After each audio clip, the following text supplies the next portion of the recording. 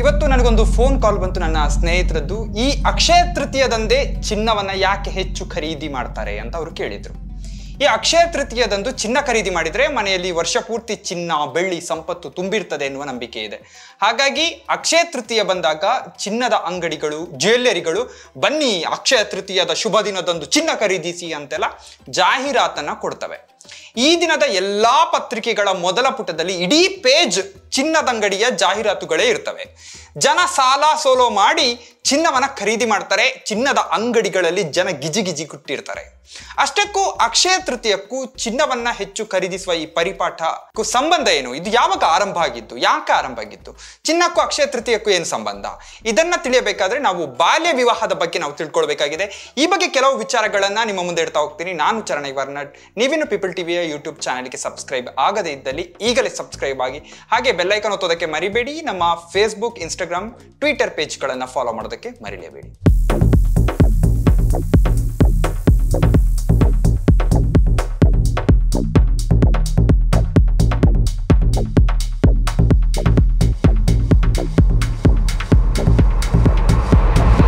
ನಮ್ಮಲ್ಲಿ ಅನೇಕ ಆಚರಣೆಗಳು ಆರಂಭ ಆದಾಗ ಯಾವುದೋ ಒಂದು ಉದ್ದೇಶಕ್ಕೆ ಅದು ಆರಂಭ ಆಗ್ತದೆ. ಕಾಲ ಕಳೆದಂತೆ ಈ ಆಚರಣೆ ಬೇರೆ ಯಾವುದೋ ಸ್ವರೂಪವನ್ನ ಪಡ್ಕೊಳ್ಳುತ್ತದೆ, ಅರ್ಥವನ್ನ ಪಡ್ಕೊಳ್ಳುತ್ತದೆ. ನಮ್ಮಲ್ಲಿ ಒಂದು ಫೇಮಸ್ ಕಥೆ ಇದೆ.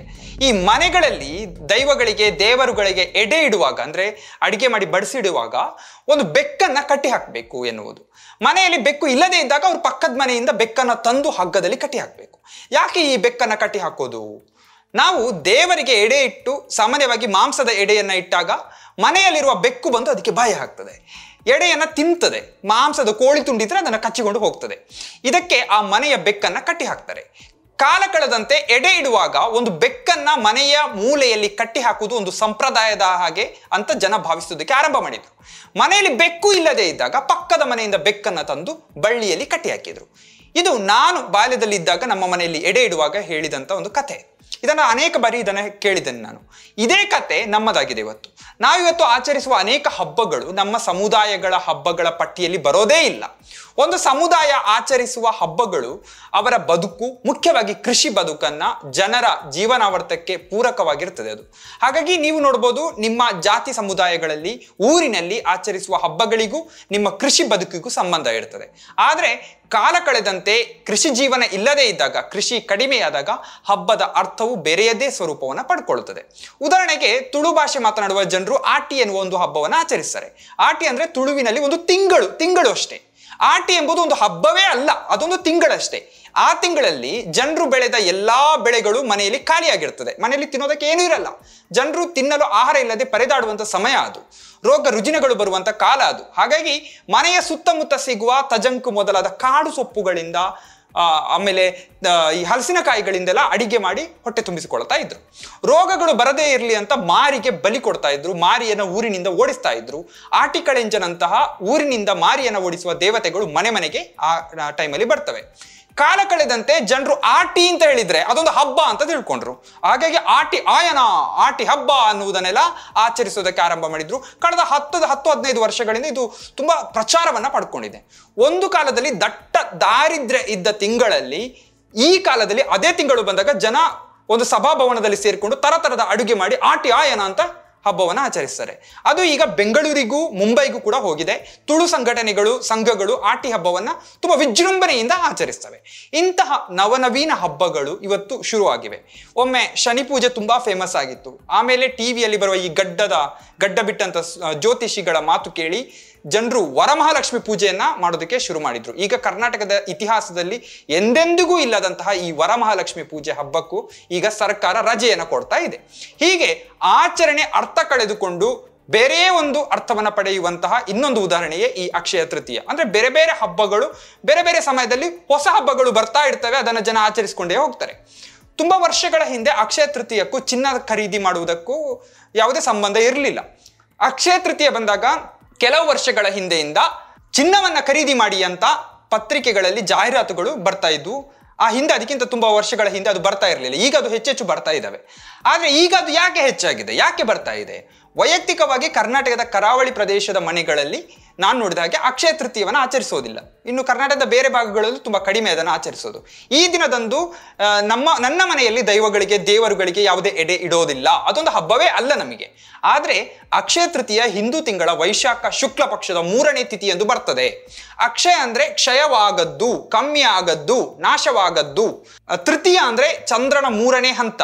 ಈ ದಿನ ಜೈನರಿಗೆ ತುಂಬಾ ಮುಖ್ಯವಾದ ದಿನ. ಯಾಕಂದ್ರೆ ಅಕ್ಷಯ ತೃತೀಯದ ದಿನದಂದು ಜೈನರ ಮೊದಲ ತೀರ್ಥಂಕರ ವೃಷಭನಾಥ ತನ್ನ 400 ದಿನಗಳ ತಪಸ್ಸನ್ನು ಕೊನೆಗೊಳಿಸಿ ಅರಸ ಶ್ರೇಯಾಣನ ಕೈಯಿಂದ ಕಬ್ಬಿನ ಜ್ಯೂಸ್ ಅನ್ನು ಕುಡಿದಂಥ ದಿನ. ಅಲ್ಲದೆ ಈ ದಿನ ಕೃಷ್ಣ ವನವಾಸದಲ್ಲಿ ಪಾಂಡವರು ಹಸಿವೆ ಬಿದ್ದಿದ್ದಾಗ ದ್ರೌಪದಿಯ ಕೈಗೆ ಕೃಷ್ಣ ಅಕ್ಷಯ ಪಾತ್ರೆಯನ್ನು ಕೊಟ್ಟ ದಿನ ಅಂತೆಲ್ಲ ನಂಬಿಕೆ ಇದೆ. ಪರಶುರಾಮ ಇದೇ ದಿನ ಹುಟ್ಟಿದ ಅಂತ ನಂಬಿಕೆ ಕೂಡ ಇದೆ. ಆದರೆ ಚಿನ್ನಕ್ಕೂ ಇದಕ್ಕೂ ಏನು ಸಂಬಂಧ? ಜನ ಯಾಕೆ ಮುಗಿಬಿದ್ದು ಇವತ್ತು ಚಿನ್ನವನ್ನು ಖರೀದಿ ಮಾಡ್ತಾರೆ? ಅದಕ್ಕೆ ಒಂದೇ ಒಂದು ಕಾರಣ ಅಂತ ಹೇಳಿದ್ರೆ ಅದು ಬಾಲ್ಯ ವಿವಾಹ. ಭಾರತದಲ್ಲಿ ಅಕ್ಷಯ ತೃತೀಯದ ದಿನ ವಿಪರೀತ ಬಾಲ್ಯ ವಿವಾಹಗಳು ನಡೀತಾ ಇದ್ವು, ಇಂದಿಗೂ ಕೂಡ ನಡೀತವೆ. ಅದಕ್ಕೆ ಕರ್ನಾಟಕ ಕೂಡ ಹೊರತಲ್ಲ. ಇದನ್ನ ಪುಷ್ಟೀಕರಿಸುವಂತೆ ನಿನ್ನೆಯ ಅಂದ್ರೆ ಏಪ್ರಿಲ್ 29, 2025 ಅಕ್ಷಯ ತೃತೀಯದ ದಿನದ ಹಿಂದಿನ ದಿನ ನಿನ್ನೆಯ ಟೈಮ್ಸ್ ಆಫ್ ಇಂಡಿಯಾದ ಒಂದು ವರದಿಯನ್ನ ನೋಡಿ. Child marriage prohibition officers on high alert on Akshaya Tritiya ಅಂತ ಒಂದು ಹೆಡ್ಲೈನ್ ಇದೆ. ಇದು ಕೊಪ್ಪಳದಿಂದ ಆಗಿರುವ ವರದಿ. ಅಕ್ಷಯ ತೃತೀಯದ ದಿನ ಕರ್ನಾಟಕದಲ್ಲಿ ಅತಿ ಹೆಚ್ಚು ಬಾಲ್ಯ ವಿವಾಹಗಳು, ಮಕ್ಕಳ ವಿವಾಹಗಳು ನಡೆಯುವುದು ಕೊಪ್ಪಳದಲ್ಲಿ, ಅದರಲ್ಲೂ ಆಂಧ್ರ ಪ್ರದೇಶಕ್ಕೆ ಹತ್ತಿರ ಇರುವ ಪ್ರದೇಶಗಳಲ್ಲಿ. ಹಾಗಾಗಿ ಜಿಲ್ಲಾಧಿಕಾರಿಗಳು ಬಾಲ್ಯ ವಿವಾಹ ನಿಷೇಧ ಕಾಯ್ದೆ 2006 ಸೆಕ್ಷನ್ 13(4) ಕರ್ನಾಟಕದ ತಿದ್ದುಪಡಿ ಕಾಯ್ದೆ 2016 ಜೊತೆಗೆ ಉಲ್ಲೇಖಿಸಿ ನೋಟಿಸ್ ಅನ್ನ ಬಿಡುಗಡೆ ಮಾಡಿದ್ದಾರೆ. ಅದನ್ನ ಟೈಮ್ಸ್ ಆಫ್ ಇಂಡಿಯಾ ವರದಿ ಮಾಡಿದೆ. ಅದನ್ನ ಅಕ್ಷಯ ತೃತೀಯದ ದಿನವೇ ಯಾಕೆ ವರದಿ ಮಾಡಿದ್ದಾರೆ ಅಂದ್ರೆ ಅಕ್ಷಯ ತೃತೀಯದ ದಿನ ಬಾಲ್ಯ ವಿವಾಹಗಳು ಹೆಚ್ಚು ನಡೀತವೆ ಅಂತ.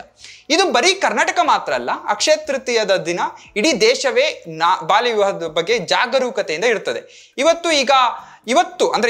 ಈಗ ನಾಗ್ಪುರದ ಕಾಟೋಲ್ ತಾಲೂಕಿನಲ್ಲಿ 2 ಬಾಲ್ಯ ವಿವಾಹಗಳನ್ನ ಅಧಿಕಾರಿಗಳು ತಡೆದಿರುವುದು ಟೈಮ್ಸ್ ಆಫ್ ಇಂಡಿಯಾದಲ್ಲಿ ವರದಿಯಾಗಿದೆ.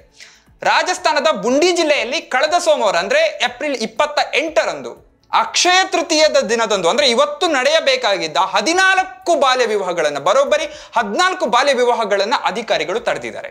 ಹೀಗೆ ಇವೆಲ್ಲ ವರದಿಯಾಗಿರುವ ಬಾಲ್ಯ ವಿವಾಹಗಳು. ಇನ್ನು ವರದಿಯೇ ಆಗದಂತಹ ಗುಪ್ತವಾಗಿ ಕದ್ದು ಮುಚ್ಚಿ ನಡೆಯುವಂತಹ ಬಾಲ್ಯ ವಿವಾಹಗಳ ಸಂಖ್ಯೆ ಎಷ್ಟೋ ನಮಗೆ ಗೊತ್ತಿಲ್ಲ. ಹೇಗೆ ನಡೀತವೆ ಈ ಬಾಲ್ಯ ವಿವಾಹಗಳು?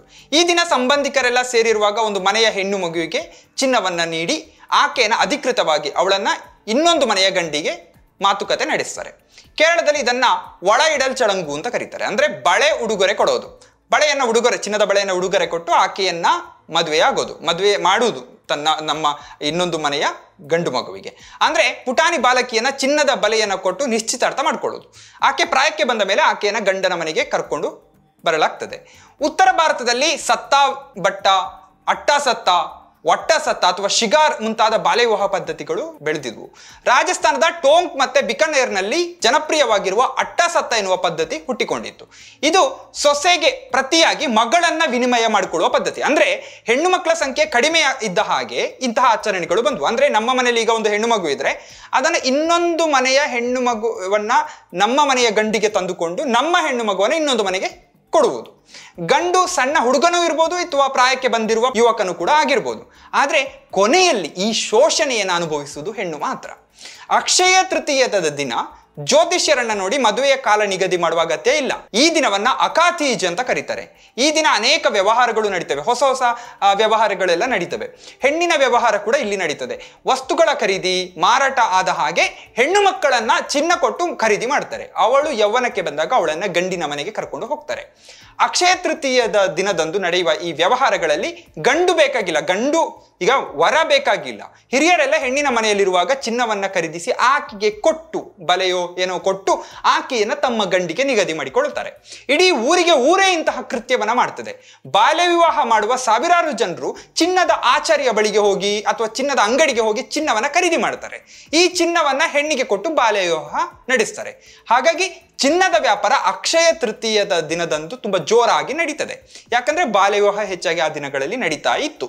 ಬಾಲ್ಯ ವಿವಾಹ ದೇಶದಲ್ಲಿ ಅದಕ್ಕೆ ವಿರುದ್ಧ ಕಾನೂನುಗಳು ಬಂದಾಗ ಅದರ ವಿರುದ್ಧ ಜನರು ಅರಿವನ್ನ ಪಡ್ಕೊಂಡ ನಂತರ ಬಾಲ್ಯ ವಿವಾಹಗಳ ಸಂಖ್ಯೆ ಕಡಿಮೆ ಆಗ್ತಾ ಹೋದು. ಆದರೆ ಈಗಲೂ ಕೂಡ ನಡೀತವೆ. ಈ ದಿನ ಚಿನ್ನ ವ್ಯವಹಾರ ಕೂಡ ಈ ಬಾಲ್ಯ ವಿವಾಹ ಸಂಖ್ಯೆ ಕಮ್ಮಿ ಆದ ಹಾಗೆ ಚಿನ್ನದ ವ್ಯವಹಾರ ಕೂಡ ಡೌನ್ ಆಗ್ತಾ ಬಂತು. ಹಾಗಾಗಿ ಕಳೆದ ಕೆಲವು ದಶಕಗಳಿಂದ ಚಿನ್ನದ ವ್ಯಾಪಾರಿಗಳು ಅಕ್ಷಯ ತೃತೀಯದ ದಿನದಂದು ಚಿನ್ನ ಖರೀದಿ ಮಾಡಿದ್ರೆ ವರ್ಷ ಇಡೀ ಚಿನ್ನದ ಮಳೆಯೇ ಸುರಿಯಲಿದೆ ಅನ್ನುವ ಪ್ರಚಾರವನ್ನ ಮಾಡಿದ್ರು. ಪತ್ರಿಕೆಗಳಲ್ಲಿ ಜಾಹೀರಾತು ಕೊಡೋದಕ್ಕೆ ಆರಂಭ ಮಾಡಿದ್ರು. ಜನ ಇವತ್ತು ಅಂದ್ರೆ ಅಕ್ಷಯ ತೃತೀಯದ ದಿನ ಚಿನ್ನ ಖರೀದಿ ಮಾಡಲು ಮುಗಿಬಿದ್ದು ಜ್ಯುವೆಲರಿ ಶಾಪ್ಗಳಿಗೆ ಹೋಗ್ತಾ ಇದ್ದಾರೆ. ಇದಷ್ಟೇ ಸಿಂಪಲ್ ಕಾರಣ. ಅಕ್ಷಯ ತೃತೀಯದ ದಿನದಂದು ಚಿನ್ನ ಯಾಕೆ ಖರೀದಿ ಮಾಡಬೇಕು ಎಂಬುದು. ಯಾಕೆ ಅಂದ್ರೆ ಅದರಲ್ಲಿ ಅಕ್ಷಯ ತೃತೀಯ, ಚಿನ್ನ ಖರೀದಿ ಮತ್ತೆ ಬಾಲ್ಯ ವಿವಾಹಗಳ ನಡುವೆ ಒಂದು ಸಂಬಂಧ ಇದೆ. ಬಾಲ್ಯ ವಿವಾಹಗಳು ಹೆಚ್ಚಾಗಿ ನಡೀತಾ ಇದ್ದ ಕಾಲದಲ್ಲಿ ಹೆಚ್ಚೆಚ್ಚು ಚಿನ್ನವನ್ನ ಖರೀದಿ ಮಾಡ್ತಾ ಇದ್ದಂತಹ ದಿನ ಇದು. ಆದ್ರೆ ಬಾಲ್ಯ ವಿವಾಹಗಳು ಕಡಿಮೆಯಾದಾಗ ಚಿನ್ನ ವ್ಯಾಪಾರ ಕೂಡ ಅಕ್ಷಯ ತೃತೀಯದ ದಿನದಂದು ಕಡಿಮೆ ಆಯಿತು. ಹಾಗಾಗಿ ಜ್ಯುವೆಲರಿ ಶಾಪ್ಗಳಿಗೆ ದೊಡ್ಡ ಪೆಟ್ಟು ಬಿತ್ತು. ಅವರು ಇವತ್ತು ಇಂತಹ ದೊಡ್ಡ ಜಾಹೀರಾತುಗಳನ್ನ ಪತ್ರಿಕೆಗಳಲ್ಲಿ ಕೊಟ್ಟು ಅಕ್ಷಯ ತೃತೀಯದ ದಿನದಂದು ಚಿನ್ನವನ್ನ ಖರೀದಿ ಮಾಡಿ ಚಿನ್ನದ ಮಳೆಯನ್ನೇ ನಿಮ್ಮ ಜೀವನದಲ್ಲಿ ಹರಿಸಿಕೊಳ್ಳಿ ಅಂತ ಅವರು ಪ್ರಚಾರವನ್ನ ಮಾಡೋದಕ್ಕೆ ಆರಂಭ ಮಾಡಿದ್ದಾರೆ. ಇದು ನಿಜವಾದ ಕಥೆ.